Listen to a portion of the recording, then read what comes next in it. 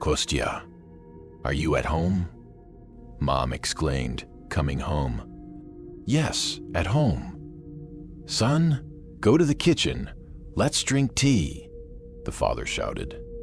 I knew perfectly well that if my parents called me to drink tea, then we would definitely do anything but drink tea. "No, of course, Mom, as expected. We'll set the table or instruct me to do it, but in the end, it will simply not be up to it. The last time we had a big fight, and by the way, I don't even remember what it was about. But it all started with the fact that Mom decided to discuss something over a cup of tea. For some reason, I didn't want to go to the kitchen. I really didn't want to. I felt in my gut that this conversation wasn't going to end well. And while I was thinking about how to avoid this family ritual, suddenly Dad came into the room with the words, "Why are you stuck?" I still haven't come up with any excuses. Therefore, he obediently left the room and deliberately slowly trudged into the kitchen. "Kostya, my dad and I really wanted to talk to you. Please sit down." Somewhere in the back of my mind, there was still a glimmer of hope that maybe we would just sit and discuss some recent minor news. But no. She died the second Mom reported the serious conversation. Anyway, do you remember Aunt Ira? What about remembering her? Is she dead? I asked with a grin in my voice, but when I saw how serious my parents' faces had become, I realized that I had hit the nail on the head. Really? Yes. What happened to her? Wait, how did it happen? We just saw each other recently. We don't know anything yet. They found her in a noose. She was already blue and stiff. Next to her, Sasha was always fussing.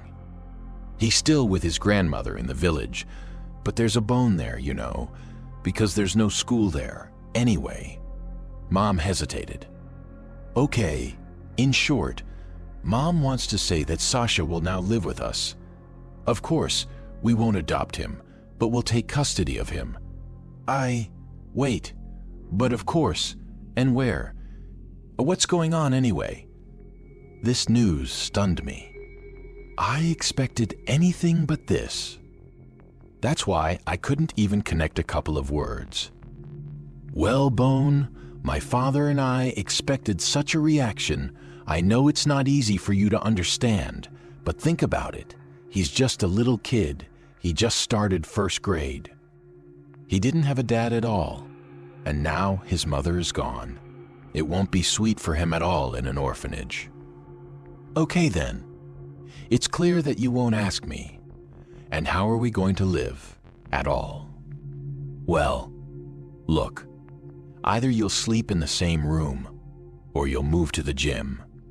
We'll transfer you to school and you'll take him home. He's not smart yet, and he's going to visit his grandmother all the holidays. So far, okay, do whatever you want. Anyway, my opinion doesn't solve anything here. And this time, I was absolutely right. No one listened to me. And a week later, the little one moved into our apartment.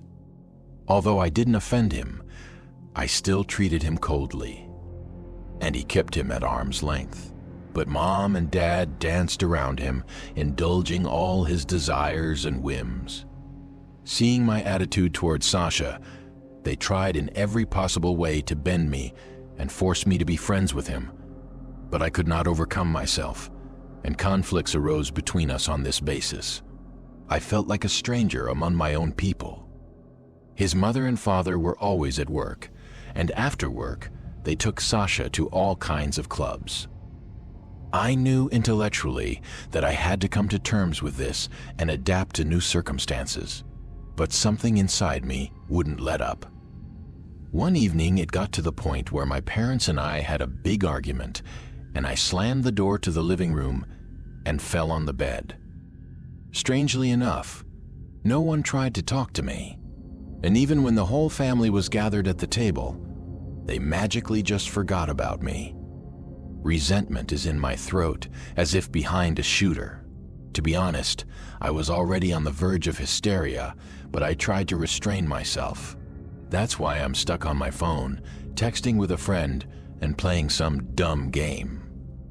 It was just after 2 o'clock, and I was already feeling sleepy. I put the phone under my pillow and had just closed my eyes when I suddenly heard the door to the hall quietly open. I thought I had closed it loosely, and now our cat wants to settle down on the couch with me, but I was mistaken. Sasha appeared on the threshold of my room. He stood stupidly and was silent, shifting his feet. I couldn't stand it, and spoke first. "What do you want?" "I just came to wish you a good night. And don't hurt your mom anymore. She's so good." I don't know why, but what he said made me so angry that I literally dragged him out by the scruff of the neck into the hallway and then locked the door. Holy shit, this brat is going to teach me how to talk to my parents. No, that's not going to happen. I was literally shaking with anger. No matter how I tried to convince myself, I still couldn't calm down. Well, this guy pisses me off and that's it. And the more time we spent side by side with him, the more angry I got at him. One day, I couldn't help myself and slapped him on the back of the head. I didn't even really understand why. It didn't seem to be anything significant, but then something seemed to jump in my head. After that, the realization of what had happened immediately came to me. Sasha looked at me with his blue eyes, from which tears were rolling, and it became clear to me that an innocent child had just suffered because of my aggression. I felt so ashamed that without saying a word, I rushed into the hall and locked myself in. And when my parents came, I expected them to come to my room and arrange a debriefing, but no, it didn't happen. And even when Mom asked him why he was crying, Sasha replied, "I just missed my mom." At that moment, I felt so ashamed that I just didn't want to live. I couldn't think of anything better than to go out with him tomorrow. I had some money saved up, and it would have been enough for movie tickets or some kind of toy. Yes, we should go to the local shopping center with him, and there he will choose for himself. I thought before I passed out. I felt cold, and so suddenly. The temperature was the same as outside. I opened my eyes, but I couldn't really see anything. The usual atmosphere in the room, except that a human silhouette lurked in the corner.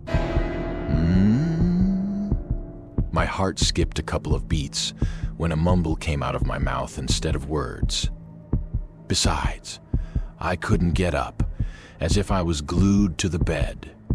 "Bitch, let's up." Even my head wouldn't turn and literally wouldn't listen to me.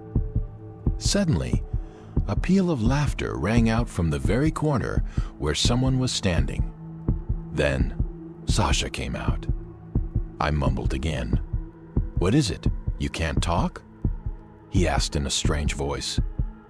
There was something frightening in that voice, something otherworldly. He leaned over me, and then I could see him in all his glory. Small cracks were visible on the baby's delicate skin. They were everywhere. There was a web of cracks at the corners of his lips, under his eyebrows, on his cheeks, and basically his entire face.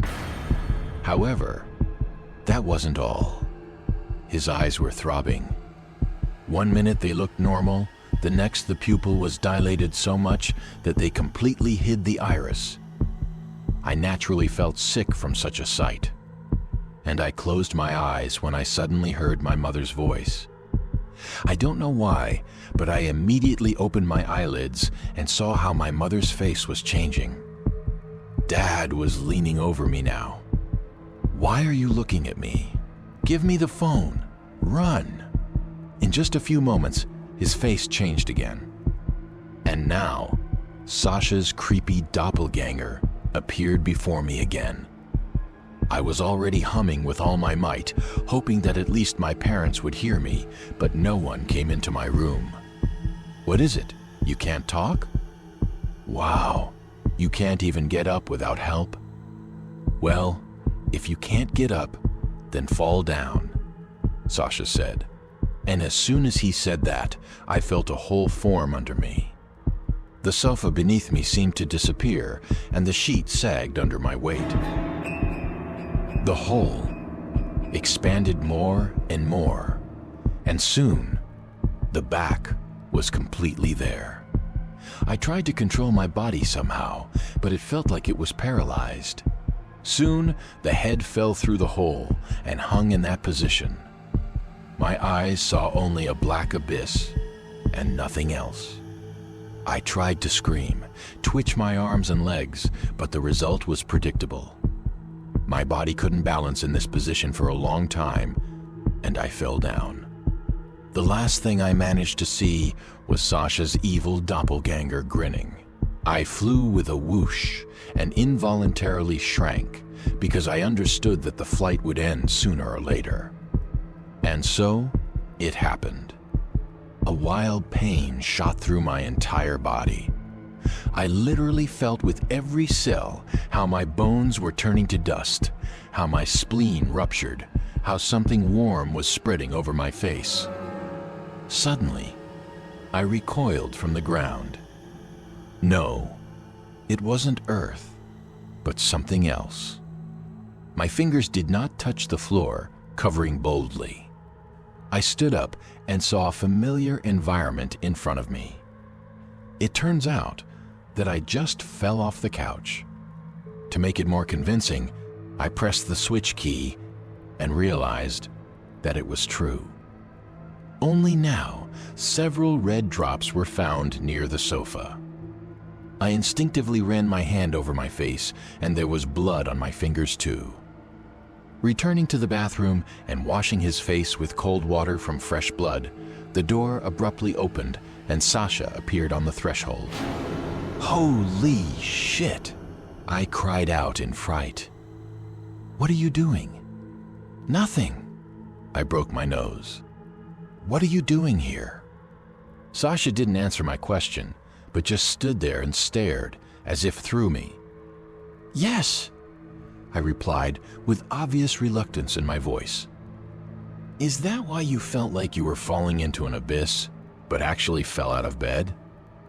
I slowly turned my head and saw this little devil standing and crushing a forehead. And then he couldn't stand it anymore and laughed so heartily. "What's it to you?" "I haven't received a cradle for a long time, but go to the room, then I'll tell my parents." The kid obeyed me and walked briskly into the bedroom. In the morning, we all sat down to breakfast, but my father was in a hurry to get to work. "Miss, what's the emergency? Sit down and eat normally," Mom insisted. "No, I can't. The check is due to arrive today. It's better to prepare for it. And by the way, I'm probably going to be late." "Well, whatever you want. Then have a good day." Mom said goodbye, kissing Dad on the cheek. In general, the day passed as usual. However, the kid took out my mother's and my mother's whole brain so that he could be immediately taken to his grandmother in the village. "Sasha, why couldn't you have told me in advance? I had plans for today, didn't I?" my mother asked cheerlessly. "Well, I missed her so much. I wanted to see her so much. What if she, too, like Mom, is going to die soon? She says herself that she is no longer young, and that her blood pressure is constantly jumping, and that—" Sasha did not have time to finish his sentence, as his mother interrupted him and quickly agreed with him. Apparently, her heart couldn't stand it.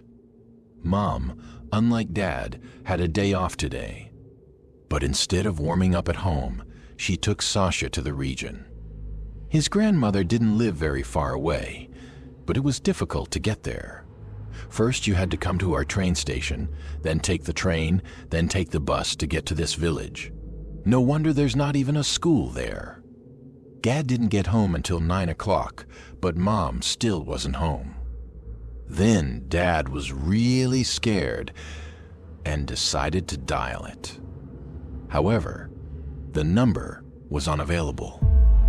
I immediately informed her that she had taken Sasha to the village to visit his grandmother.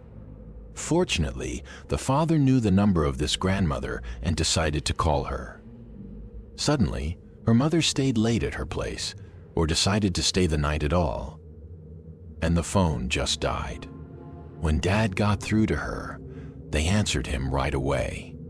"Hello." An old man's raspy voice came from the speaker. "Hello, hello, this is Mikhail, your grandson's guardian. Tell me, isn't Svetlana with you?" "Aha, it's you, you scoundrel." Hearing this, my father and I exchanged glances. "Svetka is your slut. I sent Sachenka alone, but I didn't know where I was going." "Wait!" the father roared. "We can't find her. She's still not at home. If she didn't see Sasha off, something might have happened to her." Happened. Prosmandovka is your wife. That's what happened. "Shut up, you old fool," he shouted, and dropped the call. I stood there, neither alive nor dead, and I knew it was bad.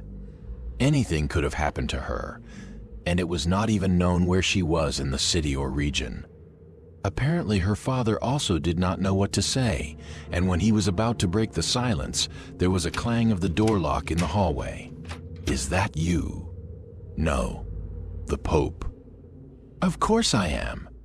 What kind of stupid questions are these?" Mom replied irritably.